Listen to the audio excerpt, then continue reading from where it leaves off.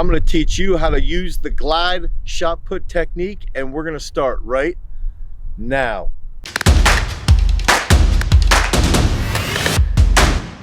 So when we're starting the glide, the first thing that we need to remember is that we are starting to glide and hit a standing position. Everybody forgets that.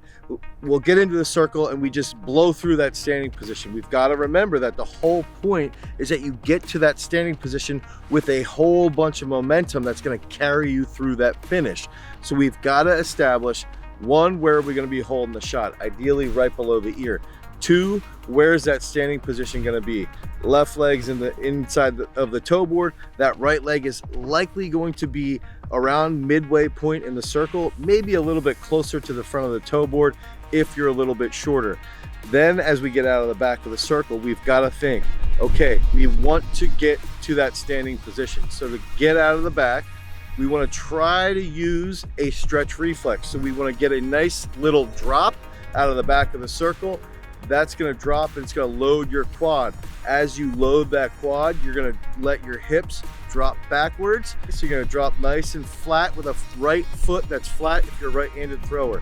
When your hips get just past midway, we want to extend that right heel while the left leg is linear to the front. So we have a fast extension from that right quad, and we want the toe to come up. So we're going to dorsiflex that right foot, and we're going to drive that left leg to the toe board. Now that extension from that right knee, the dorsiflexion from that right ankle will react quickly, where the right will then ground in the middle with a plantar flex right foot. When that plantar flex right foot grounds, we're going to keep transferring that energy forward. Now we're in that standing position. We want to open that left arm, shift forward into that left leg, have that right knee rotate, have that right shoulder rotate, and finish big into the toe board. If we go back over everything, we need to recognize that out of the back of the circle, ideally you're going to start with a stretch reflex, a dynamic start. If you want to start with a static position, that's perfectly fine. Some of the world's best have started with a static position. Some of the world's best have started with a dynamic position. So as you drop, that right foot stays flat, the hips shift across the circle to the midway point, then the toe dorsiflex up. Now you're going to extend that right knee, you're going to shoot that left leg linear, and you're going to ground in the middle.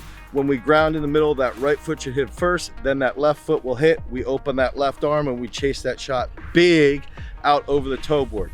So throwing with the glide is pretty simple, but you've got to execute it precisely over and over and over again.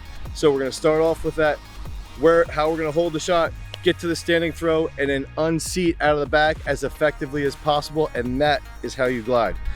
If you like this information, click on the playlist right next to me. You can get more information on how to glide specifically with that left leg, getting to the front of the circle, how to take that effective standing throw, how to hold that shot as properly as possible. Head over to throwsuniversity.com. You can pick up any training program that you want so that we can get you to accomplish your throwing goals.